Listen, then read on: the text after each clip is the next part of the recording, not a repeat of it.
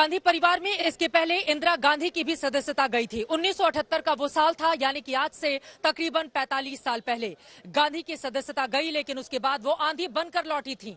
Congress party मौजूदा वक्त में इंदिरा गांधी के उदाहरण को भी अपने सामने रख रही है, लेकिन वास्तव में मजबूत मोदी सरकार के सामने क्या कांग्रेस पार्टी के तमाम दिग्गज और राहुल गांधी ऐसा कर पाएंगे? उनकी सदस्यता को लेकर सवाल खड़े हैं, लेकिन इन सब के बीच कांग्रेस अपने लिए उम्मीदों की नई रोशनी की तलाश कर रही है, बिल्कुल वैसे ही जैसा कि इंदिरा गांधी को जनता का अपार समर्थन इमरजेंसी के बाद चुनाव हारी, लेकिन उसके बाद जबरदस्त वापसी करके मिला था।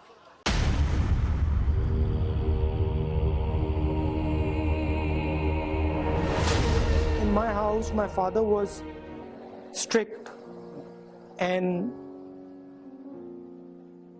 I had essentially two mothers. One super mother, which was my grandmother, who was basically, she would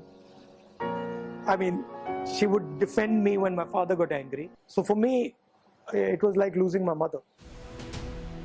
Rahul Gandhi के लिए इंदिरा गांधी मां से बढ़कर थी, और तकदीर का खेल देखिए, सियासत में दादी के बाद पोता उसी चुनौती से गुजर रहा है जिसका इंदिरा गांधी ने कभी सामना किया था।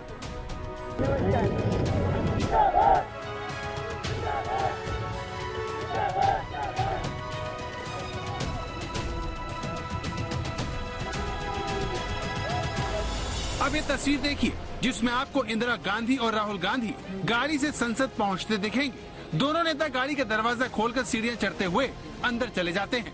इत्तेफाक ये है कि इन दोनों तस्वीरों का रिश्ता लोकसभा की सदस्यता से जुड़ा है। साल 1978 में इंदिरा गांधी अपनी सदस्यता पर हो रही सुनवाई के लिए संसद पहुंची थी, तो राहुल गांधी अपनी सदस्यता गंवाने के बाद संसद पहुंचे। बड़ी बात यह है कि तब भी कांग्रेस ने इंदिरा गांधी की सांसदी जाने का विरोध किया था, और आज भी कांग्रेस 45 साल बाद गांधी परिवार को लगे इस दूसरे बड़े झटके के खिलाफ सड़कों पर उतरी है।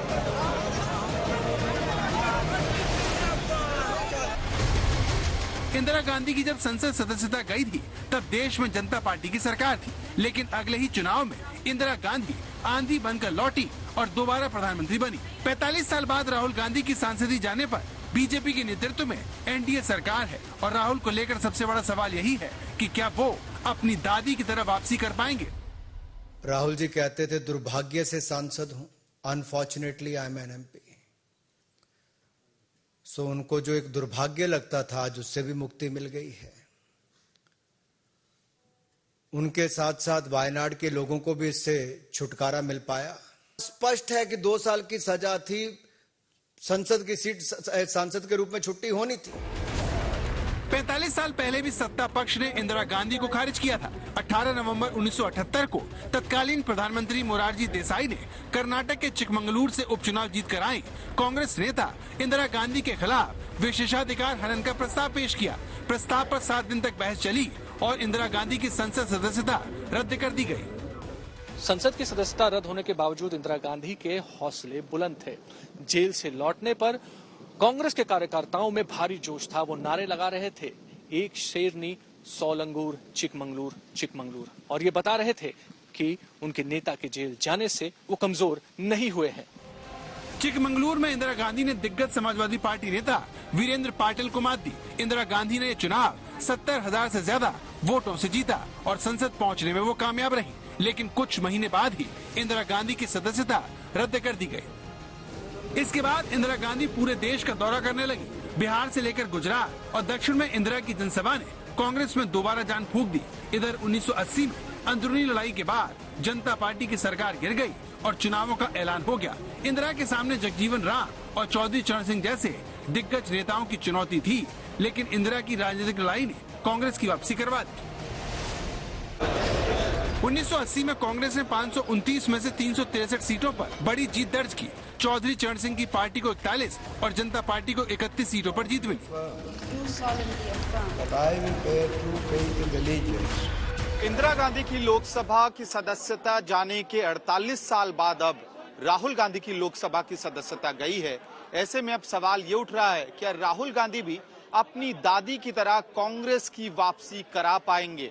क्या राहुल गांधी इंदिरा गांधी की तरह खुद के लिए सहानुभूति का जन समर्थन और लहर पैदा कर पाएंगे या नहीं? ये बड़ा सवाल अब उठ रहा है। संयोग देखिए, राहुल गांधी के लिए भी वापसी का दरवाजा इंदिरा गांधी की तरह दक्षिण से खुल सकता है।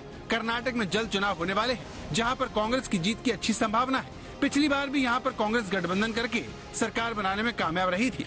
इस दौरान विपक्षी एकता की इस तस्वीर ने काफी सुर्खियां बटोरी थी, लेकिन मोदी शाह की जोड़ी के आगे कांग्रेस नेतृत्व वाली सरकार और विपक्षी गठबंधन की हवा निकल गई। इस बार राहुल ये हिसाब चुकता कर सकते हैं, लेकिन ये सब कुछ इस बात पर निर्भर करेगा कि कांग्रेस उनकी सदस्यता जाने को भावनात्मक मुद्दा बना पाती है नहीं। प्रथम दृष्टि में ऐसा नजर आता है कि इस प्रकरण से राहुल गांधी को अयोग्य घोषित कर देने से भाजपा को राजनीतिक रूप से लाभ होगा, लेकिन इसका उल्टा असर भी हो सकता है। देश का मतदाता जो है, भारतीय मतदाता, वो काफी कई बार भावनाओं में बह जाता है, वो इतने तथ्यात्मक बातों को ध्यान में नहीं रखता। राहुल की सदस्यता जाने का जिस तरह से विपक्ष ने एक सुर में विरोध दर्ज किया है, उससे विपक्षी दलों की रणनीति बदलने का संकेत भले ही न माना जाए, लेकिन कांग्रेस को लेकर उनके सुर बदलने से इनकार नहीं किया जा सकता। ऐसे मुकदमे देखेंगे तो बीजेपी वालों की तो कईयों की सत्ता नहीं बचेगी। जो भाषा या जिस तरह के उनके स्टेटमेंट्स हैं, व्यापारी डरा हुआ है, किसान डरा हुआ है, मजदूर डरा हुआ है, नेता डरे हुए, सब लोगों को डरा के रखा है। जुडिशरी डरी हुई है, जज डरे हुए हैं। ये सीधे सीधे लोकतंत्र की हत्या है, निजाम का संदेश है, झुक जाओ या जेल में जाओ। We know they are desperate. We know they want to silence the voice.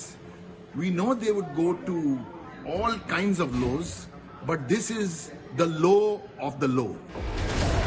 जानकारों का कहना है कि कहीं न कहीं विपक्षी नेताओं को भी इस बात का एहसास होगा कि अगर वो अलग थलग रहे तो सरकारी मशीनरी उन्हें आसानी से निपटा देगी। इसीलिए राहुल गांधी की सदस्यता का जाना 2024 के लिए विपक्ष को भी 1977 की तरह एकजुट कर सकता है।